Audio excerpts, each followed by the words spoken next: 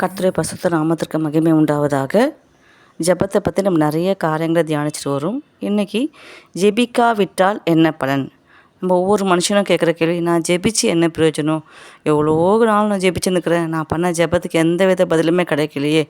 மணிக்கணக்காக ஜெபித்தேன், வருஷக்கணக்காக ஜெபித்தேன், நாள் கணக்காக ஜெபித்தேன், ஆனால் நான் என்னுடைய ஜெபத்திற்கு எந்த வித பதிலுமே கிடைக்கலையே.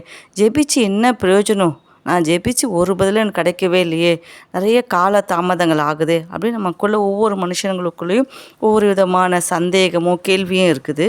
நான் பைபிள் சொல்லுது 1 சாமுவேல் 12ஆம் அதிகாரம் 23ஆம் வசனம். 1 சாமுவேல் 12ஆம் அதிகாரம் 23ஆம் வசனம். நானும் உங்களுக்காக விண்ணப்பம் செய்யாதிருப்பேனாகில் கர்த்தருக்கு விரோதமாய் பாவம் செய்கிறவனாயிருப்பேன், அது எனக்கு தூரமாய் இருப்பதாக. நன்மையும் செவ்வையுமான வழியை நான் உங்களுக்கு போதிப்பேன். இங்கே பார்த்தீங்கன்னா சாமுவேல்கிட்ட ஜனங்க எல்லாரும் முறையிடுவாங்க. ஒவ்வொரு முறையும் சாமுவேல் என்ன பண்ணுவார், ஜனங்களுக்காக இஸ்ரவேல் மக்களுக்காக கர்த்தரை நோக்கி விண்ணப்பம் பண்ணுவார். விண்ணப்பம் பண்ணும்போதெல்லாம் இஸ்ரவேல் மக்கள் காப்பாற்றப்படுவாங்க. அவங்களுக்கு வழிநடத்தலை கொடுப்பாரு. அவங்களுக்கு ராஜாவை அவர் தான் தேர்ந்தெடுத்து கொடுப்பாரு. ராஜாவுக்குரிய காரியங்களை இஸ்ரவேல் மக்கள்கிட்ட அவர் சொல்லுவார். நிறைய காரியம் சொல்லிட்டு வரும்போது அவர் சொல்கிறாரு, நான் இந்த ஜனங்களுக்காக விண்ணப்பம் பண்ணலை அப்படின்னா நான் கர்த்தருக்கு விரோதமாக ஒரு பாவம் செய்கிற மனுஷனாக இருப்பேன். நம்ம பாவம் செய்யணும் அப்படின்னாலே, கர்த்தருக்கு விரோதமாக பாவம் செய்யணும் அப்படின்னு சொன்னாலே ஜெபிக்கலை. நம்ம கொலை பண்ண வேணாம், கொள்ளடிக்க வேணாம், திருட வேணாம், பொய் பேச வேணாம். நீ ஜெபிக்கலைனால நான் ஒரு பாவி, நான் ஜெபிக்கலை நான் ஒரு பாவி.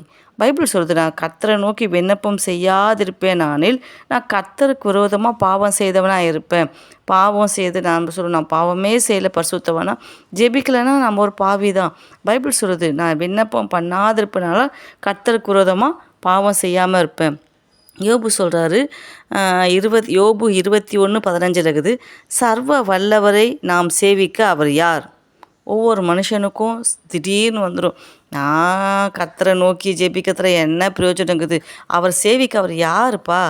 ஒன்றும் இல்லை, அவரும் நம்மளை போல் ஒரு மனுஷன் தானே வந்தார் அப்படின்னு ரொம்ப சொல்லிட்டு கொழுப்பு மண்டைக்கு எட்டிட்ட போது அவங்கள அறியாமல் அந்த கொழுப்பில் பேசுகிற வார்த்தைகள் அதிகமாக இருக்குது. இங்கே யோபு சொல்கிறாரு, சர்வ வல்லவரை நாம் சேவிக்க அவர் யார்? அவரை நோக்கி ஜெபம் பண்ணுவதனால் நமக்கு பிரயோஜனம் என்ன என்கிறார்கள். எல்லோரும் சொல்கிறாங்க, நான் அவர் நோக்கி ஜெபம் பண்ணுறேன்னு எனக்கு என்ன பிரயோஜனம் சொல்லு பார்க்கலாம். நீ பைபிளை தூக்கிட்டு போனியா, என்ன நடந்துச்சு? நீ ஜெபம் ஒன்றையோ பிள்ளை என்ன ஆச்சு? நீ கர்த்தருக்கு ஊழியம் செஞ்சியே, உன் குடும்பம் என்ன ஆச்சு? முதல் எல்லாரும் கேட்குற ஒரு கேள்வி என்னன்னா, நீ ஜெபிச்சு என்ன பிரயோஜனம்? நீ ஜெபிச்சு என்ன நடந்துச்சு? நீ ஜெபிச்சு என்ன அற்புதம் நடந்துச்சு? நீ ஜெபிச்சு உன் குடும்பம் எப்படி இருக்குது? நீ ஜெபிச்சு உன் வாழ்க்கை எப்படி இருக்குது? நீ ஜெபிச்சு உன்னுடைய லைஃப் எப்படி இருக்குது சொல்லிட்டு ஒவ்வொரு மனுஷன் நமக்கு உண்மையில் அநேக கேள்விக்குறிகள் வைக்கிறாங்க. இங்கே யோபு புத்தகத்தில் பார்க்குறீங்களே, அவரை நோக்கி ஜெபம் பண்ணுவதனால் நமக்கு பிரயோஜனம் என்ன என்கிறார்கள். அப்படி கேட்குற மனுஷனுக்கு நம்ம போய் என்ன சொல்ல முடியும்? நம்மளோட மூலமாக கர்த்தருடைய கிரியைகளும் அற்புதம் நடக்கணும். ஒரு நாள் கூட, ஒரு நிமிஷம் கூட நம்ம ஜெபிக்காமல் இருக்கவே கூடாது. மூச்சு நின்றுச்சுன்னா நான் யார்? ஒரு பேனம் தான். இப்போ நான் உயிரோடு இருக்கிறேன் அப்படின்னா என்னுடைய சுவாசம்தான் நான் உயிரோடு இருக்க வைக்கிது. மூச்சு போச்சுன்னா யாரும் சொல்லுவாங்களா, இந்த பேர் உள்ளவங்க அந்த பேர் உள்ளவங்கன்ட்டு? ஒரே எப்படியாப்பட்ட ஆளாக இருந்தாலும் சொல்கிற ஒரே வார்த்தை, போனால் தூக்கிட்டு போய் போடுன்னுவாங்க. அந்த பேர் முதலாய் அற்று போயிடும். அப்போ நம்ம ஜீவ சுவாசமே இதுதான் ஜெபந்தான். ஜெபிக்காவிட்டால் நம்ம வாழ்க்கையில் ஒரு அற்புதமும் நடக்காது. முதல்ல நம்ம பாவம் செய்கிறவளாக இருப்போம். ரெண்டாவது, கர்த்தர் கிரியை செய்யவே மாட்டார். யாக்கோபு 4ஆம் அதிகாரம் 2ஆம் வசனம் சொல்லுது, நீங்கள் என்ன பண்ணு, கர்த்தர் நம்ம வாழ்க்கையில் நிச்சயமாக கிரியை செய்யவே முடியாது. அவர் கிரியை செய்யறதுக்கு நம்ம விடவே மாட்டோம். அவர் கிரியை செய்யணும்னா ஜெபிச்சாதான், இரவும் பகலும் நம்ம காத்திருந்து ஜெபிச்சாதான் நிச்சயமாக கர்த்தர் கிரியை செய்ய முடியும். யாக்கோபு 4ஆம் அதிகாரம் 2ஆம் வசனம் சொல்லுது, நீங்கள் இச்சித்தும் உங்களுக்கு கிடைக்கவில்லை, நீங்கள் கொலை செய்தும் பொறாமை உள்ளவர்களாக இருந்து அடையக்கூடாமல் போகிறீர்கள். நீங்கள் சண்டையும் யுத்தமும் பண்ணியும் நீங்கள் விண்ணப்பம் பண்ணாமல் இருக்கிறதுனாலே உங்களுக்கு சித்திக்கிறதில்லை. நீ விண்ணப்பம் பண்ணலை அப்படின்னாலே உனக்கு எந்த வாழ்க்கையில் கர்த்தர் கிரியை கர்த்தர் கிரியை செய்யணும், கர்த்தர் ஜெபத்துக்கு பதில் கொடுக்கணும், கர்த்தர் எனக்காக அவன் செஞ்சு முடிக்கிறேன்னா ஜெபம் ஜெபம் ஜெபம் முழங்கால் படிட்டு ஜெபிக்கும்போது கண்டிப்பாக நிச்சயமாக கர்த்தர் நம்ம வாழ்க்கையில் எல்லாருடைய வாழ்க்கையிலும் அவர் கிரியை செய்வார். அவர் கிரியை செய்ய வைக்கிறது எதுனா ஜெபம் தான். நம்ம ஜெபிக்கும் போது கர்த்தரால் கிரியை செய்ய முடியும். அவர் கிரியை செய்யலை அப்படின்னா நீ ஜெபிக்கலைன்னு அர்த்தம். அப்போ என்னுடைய ஜெபம் போதுமான அளவுக்கு இல்லை, கர்த்தர் கிரியை செய்கிற அளவுக்கு நான் சரியாக ஜெபிக்கலை அப்படின்னு தான் நான் அர்த்தம்.